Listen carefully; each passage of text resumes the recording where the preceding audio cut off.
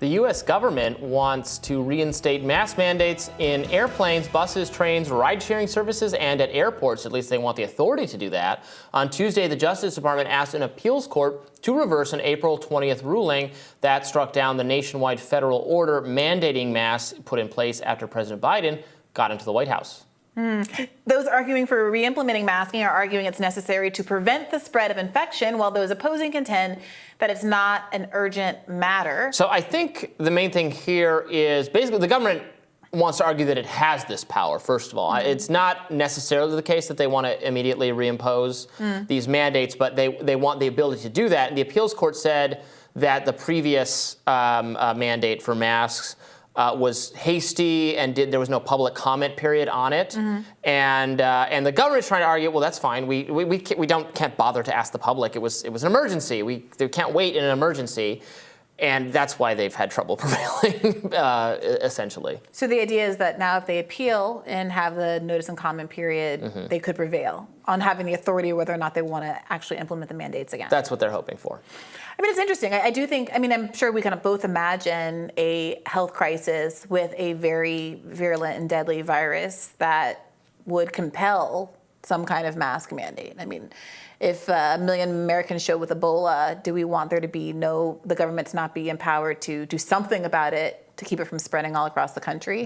The question is whether or not COVID actually meets that metric. What if there was this not entirely fake, but extremely overhyped, over-dramatized threat, let's call it terrorism, and they decided to make everyone take off their shoes and their belts and arrive at the airport 2.5 hours early and not bring any liquids and take apart your laptop, and it's really hard to travel with kids or with people in wheelchairs, and it's just horrible, and it goes on for 25 years now, almost. Well, let me ask you this, Robby. Do you really think that the idea of there being any public health intervention that requires people to do anything to stop the spread of a disease is at all times wrong? Do you think there shouldn't be vaccinations for kids to go to school, for instance, to get their measles, mumps, rubella? I mean, whenever possible, I want to make this voluntary. I want to make it an option for families and parents. Those vaccines aren't optional for people who want to send their kids to public schools.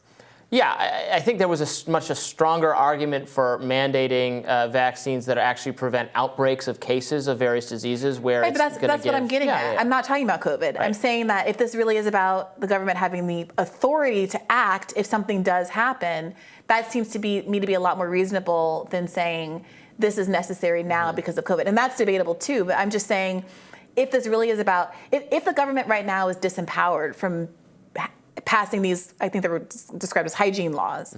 If there were to be an outbreak that everyone agreed was legitimate, even though I know there's disagreement about whether COVID is, it's a little scary to think that because of COVID, the government's hand might be tied. Right, I get that, but shouldn't then it be incumbent on them to act a little bit more responsibly, to earn our trust? To make us say, you know what, if there was a true emergency, the government wouldn't overreact. It would put in sane policies, and then it would relax them when they were no longer necessary. And I look at air travel especially, and they have done the opposite of that. They have left in place, I'm not even talking about COVID now, I'm talking about the Patriot Act stuff, the TSA stuff. I agree, the TSA can kick rocks. Right, and I know you agree on that, but that makes me, I think, quite rationally say they cannot be trusted with more power. They'll make us do dumb things. But let me ask you the hypothetical. Yeah. Tomorrow, here comes Ebola. I understand. So America has to do what? Spend 5, 10, 20, 50 years of not having any overreach before it's allowed to regain the power to implement what could be life-saving and very time-contingent hygiene laws? Yeah, maybe they'll think a little bit next time before they approve something like the Patriot Act. Well, I hope that in that next 5, 10, 15, 50 years that we don't have an outbreak that actually requires the government to act quickly. I think an outbreak would have to be pretty catastrophic to be worse than what they have put us all through in terms of the waste, the threat to our civil liberties, the permanent 9/11 state. All of that stuff was so bad and so destructive. The TSA is bad, but I know you're not arguing otherwise. I do think that smallpox, polio were worse. Yeah. And if we were confronted with one of those threats, it seems to me to be like there's a very reasonable government public interest in having the government have the authority to do it, even if it still has to prove its case on the individual mandate law when actually promulgated. But the problem with they were stripped of this authority because they didn't subject it to notice and comment. I mean, again, you could say notice and comment is bad and gets in the way of the emergency. Well, then a Congress is supposed to vote to get rid of that. What we're saying is the CDC and agencies like them they're not the government. They don't get to make up policy as they go along. They have rules that the representatives of the people decide the rules, and then they implement them, and we're governing by bureaucratic fiat at this point. Well, look, I hope you're right that if there were an emergency that they could pass a law to do what needed to be done. Look, with respect to air travel and masking and all of that, I am somewhat reassured that high-quality masks exist, and one-way masking, it's not as good as two-way masking, but it's better than not having that. And there are these trade-offs between individual liberties and public safety. I want a world where everyone it's made easier for folks to mask when they make that choice. And so I do wish we lived in a world like other countries where you're mailed high-quality masks, which are not cheap, which can cost as much as people's hourly minimum wage salaries for a pack with not very many in it, to be honest, for these high-quality masks.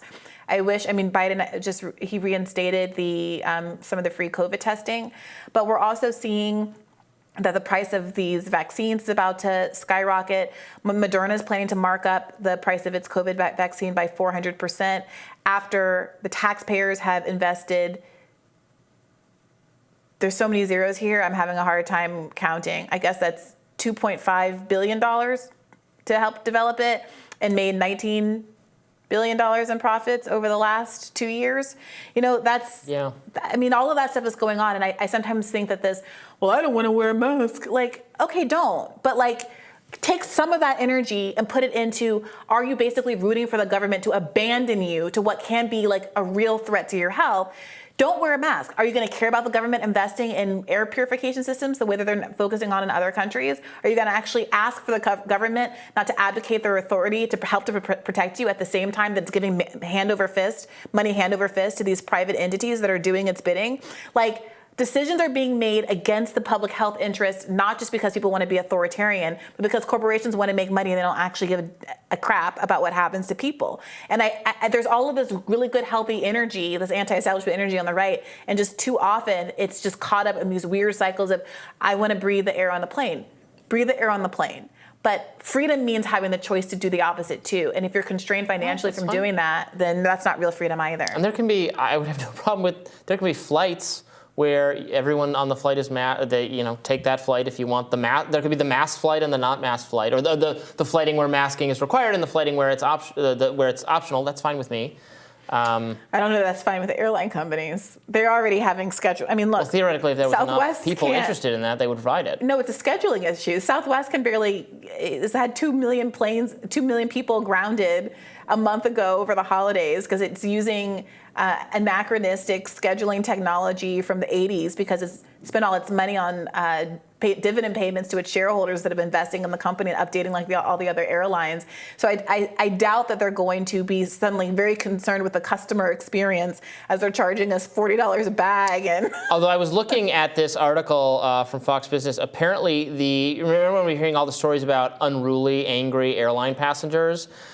This article is arguing, and you might feel differently, or who knows, but the rate of incidents of unruly passengers has actually gone way down now that there's no longer mask requirements, and they think. I believe that, but look, Robby, it's not just organic.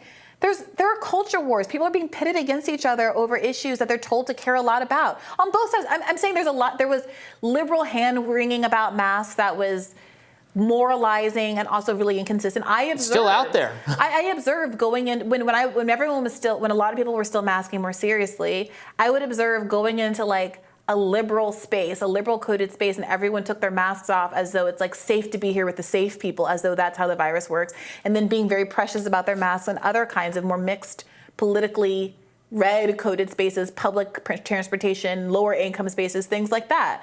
Then that's ridiculous. But that's not people waking up one day and adopting all of these preferences. The media fomented this war.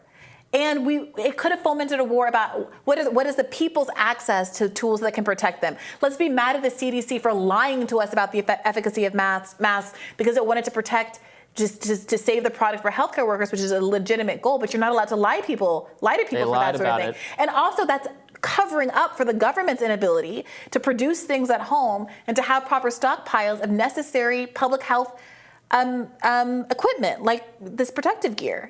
All of that, we're just covering for all of the wrong people. I don't know. It's very frustrating to me. And all those people blame you for spreading disinformation, even though they were fine with Dr. Fauci literally lying 100%. about whether masks were effective or not. 100%. That did more damage, I got to say, to the mask discourse. If liberals want someone to be mad about, then the next 2 months of ambivalence from Republicans at the beginning of the pandemic. Because at the beginning of the pandemic, there was a lot of solidarity. I got to say, people were willing to do a lot, stay home, do the best to bury this thing. Trump was president. Even he was saying that people needed to get in line, and people were largely following it. And then enter the media, and then enter self-interested politicos, and everything has gone to hell in a handbasket since then. Indeed. All right, we will have more Rising in just a minute. Stay tuned.